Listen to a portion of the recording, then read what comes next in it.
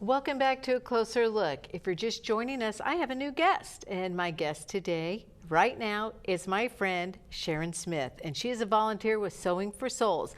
But Sharon and I have known each other for a while because we have a mutual friend, Debbie, Right. and we did Fire Academy together, Citizens Fire Academy together. did. So yeah, we are like, kind of like firefighters, but not really. But we had fun. We got to hang out and get to know each other. That was wonderful. So Sharon, tell us, what is Sewing for Souls? Sewing for Souls is really just Sewing for Souls. It's a West Virginia-based ministry. The lady who founded is Daphne Jessup. She was the founder and she still oversees the ministry. But the purpose is for us to have an opportunity to minister to children. We minister first to their physical needs by giving them a dress or shorts. We don't leave the little boys out. And then that opens the door as a way that we can minister to them spiritually, because that's our main purpose in being there, is to touch their hearts and let them know that we love them. God loves them even more. Aww. So it's real special. That's neat. Well, how did you get involved with this organization? Actually, a friend of mine who went to my church talked to me one day and just started talking about Sewing for Souls and asked if I'd be interested. And I thought, well, I don't know anything about it. Tell me what it is. And the more she talked to me, the more I realized this would be something I'd be interested in. As you know, I was an educator for 30 years, and children have been my life for 30 years. So this was real special to me. So she started telling me what it was involved, and the more she talked, the more I realized that this was something I would be interested in. What got my attention was, and I've heard this and seen this, but when she actually said this and said that I could be involved in this, she talked about children in these countries, disadvantaged areas in our world, being naked. They have no clothing. And that because of that, many of them are sexually molested and even raped, boys and girls. And I thought, how sad is this that we neglect doing what we can. We're all given a gift, so we need to use that gift. So the more she talked, the more I realized this is something I want to do. My favorite Bible verse is, when you've done it to the least of these my children, you have done it unto me. So that kind of hit home with me too. So I just enjoy doing it. I just sit down my sewing machine and get lost. Well, I love that story. So how long have you been doing it? Over 7 years, I suppose. After I retired, I decided I needed to do something. And so when this came along, I thought, this is what I need to do. So I began, didn't really know that it would develop into as much as I've done. When I made 20 dresses, I thought, wow, that's a lot. I made 20 dresses. Well, how many have you made? Well, at this point, I've made a little over 900. 900 dresses. 900 dresses. Okay, and let's talk about these dresses. These are one-of-a-kind, adorable dresses. Like, look at that. I mean, the sunflowers, the little purple dresses, and you do such wonderful detail to these dresses, too. And one of these in particular, this purple one that you have over here, I love the detail on the pockets. I mean, look at that. Hold it closer to you so we can actually see it. I mean, these are wonderful. And this one, and they're so unique, so every child feels like, well, they've got something special and unique, just like they are. Right. When I make them, I love making the pockets, because I was told that the missionaries said that the little girls were so fascinated by a pocket. Not that they have anything to put in the pocket, but they can put their rocks in the pocket. Yeah, they can put their rocks or anything they find that they think is special. That's right. And they own something. This is ownership, something they never had. So it does make them feel special. Have you personally delivered any of these dresses? I haven't. My friend, who a very close friend, asked me, why don't you go, or does it bother you that you spend all this time and don't get to actually see them? I haven't been. But I feel very content in knowing that the missionaries have taken them, and I've had a part of that ministry in providing their physical needs as well as their spiritual needs. So that's important. My friend Debbie has been, she went to Africa with her husband last year, and she said, could I take some of your dresses?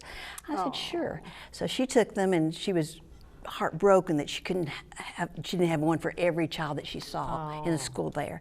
But she did give them out, and it really touched her heart to see them, to see the conditions that they live in, and the need that they have for something like this, and how special they feel.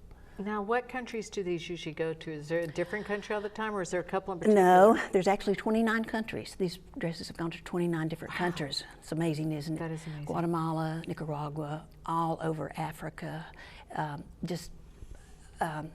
They're shipped from West Virginia. They're picked up, dresses I made are picked up and taken to West Virginia, and they're actually packaged there. And what they do, I went to Beaver, West Virginia to see what they did. And I was amazed. It wasn't just women helping, it was men. It takes everybody to make this program, to make this ministry work. So just because I make the dresses, that doesn't make me more special than anybody else. Those people that package the dresses, those people that collect fabric or do whatever is very important. But when I went there, I saw men that were packaging the boxes ready to be shipped, and the missionaries would pick them up when they got to the country where they were to be delivered. It's a team effort. It is a team effort. It is a team effort. Now, tell me a little bit about this newspaper article that we're looking at on the air here. Okay, that was back in, I believe it was October. Times News came and interviewed me, and I was very pleased with what they wrote. They did an outstanding job. That little girl there, that dress was one of the ones that Debbie took to Africa and gave, and you can see the smile on her face. Oh, so and Debbie took that picture when she gave the dress to that little girl? She did, oh, she did. That is and you precious. just see them. It's real special, very well, special. How can people get involved with Sewing for Souls? Because, I mean, this has got to be expensive for you to make all these dresses. Right. Or how do you get the materials? Okay, I have bought a very minimal amount of fabric myself. I buy fabric when I need to trim a dress or whatever, and I don't have it. But 99% of the fabric and sewing supplies have been donated, which is a real blessing. And that lets us know that everybody can be involved. Takes a village to raise a child. It takes all of us to make these dresses. Okay. Well, so if somebody would like to donate fabric or lace or buttons or anything, they can call you, right? They could call two numbers, you Correct. and a friend. Yes. At 967-8012 or 612-7539, area code 423. And they can also just look up sewing, the number 4, sewingforsouls.org. Right, To learn exactly. more about this organization, maybe how they can get involved in other ways. Exactly. So again, call 423-967-8012 or 423-612-7539. If you just want to donate some fabric, lace, buttons, rickrack, etc., anything that might be helpful to make these lovely little dresses. Right.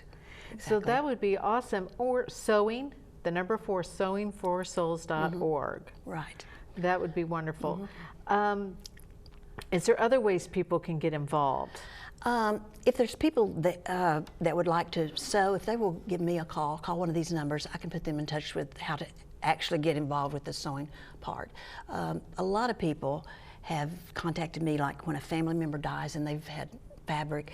It's a way for them to get rid of fabric that they know they'll never use. Oh, sure. And of course, there's many people that have it and collected it and know that they'll never use it. So it will be used. Oh, yes. And even if we get fabric, we make dresses out of cotton, but if we get other fabric, it doesn't go to waste, because I send what I can't use to Nancy Hamilton. She then redistributes that fabric to people that might make tote bags for a nursing home, or a Nice. cancer center, or whatever.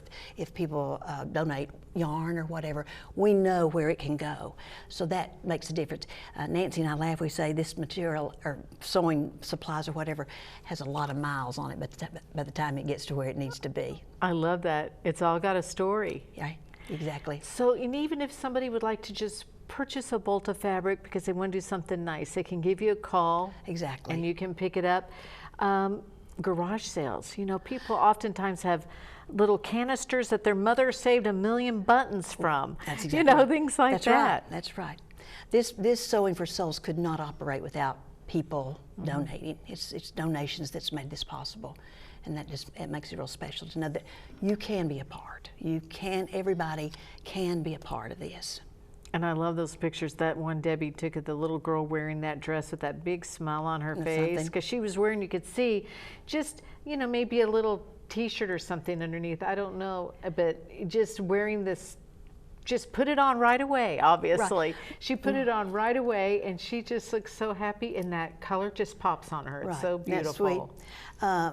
Those are packaged in Ziploc bags, and the little girls get a dress, a pair of panties, a pair of flip-flops, and then a small toy if we have those available. Oh, that's And the little perfect. boys, they get a pair of shorts, a t-shirt, a pair of underwear, flip-flops, and a small toy. People have said, well, how do you know what size shoes? Size flip-flops doesn't matter when you don't have anything. Sure. Anything is better than a banana Because leaf. they'll even take it and give it to their little brother or big Exactly. brother or whomever. Exactly. And you know, some places they tie banana leaves on their feet for protection. Oh, you know. sure. Just breaks your heart. We take so much for granted. Well, We what have about everything. the little toys? Do you use like McDonald's Happy Meal Oh, toys? that'd That be kind of great. thing? Anything that's small. Okay, Because we yeah. have to think about shipping, the cost of shipping. So that So makes a people difference. have a bunch of those they can donate. Oh, absolutely. Okay. Absolutely. So not just material, little panties and socks and things like that. Mm-hmm. Okay, that's that. perfect. So again, the numbers, if people want to call, are 423-967-8012 or 423-612-7539. Sharon Smith and sewingforsouls.org. Look up that. And like, again, it's sewing, and I'm saying this because this also airs on the radio. So it's the word sewing and the number 4 and souls.org. Right. Thank you so much, Sharon. Thank you, This has been Linda. so nice to have you here today. I The really, time went really by appreciate so it. fast. I really appreciate it. I Well, we really, really appreciate you. do. It's And I people hope like you that make a difference. I hope we have people that want to get involved. I hope we do too. I do too. Thank you so much. Thank you for joining us. And of course, I'll be back this time next week with another edition of A Closer Look. See you then.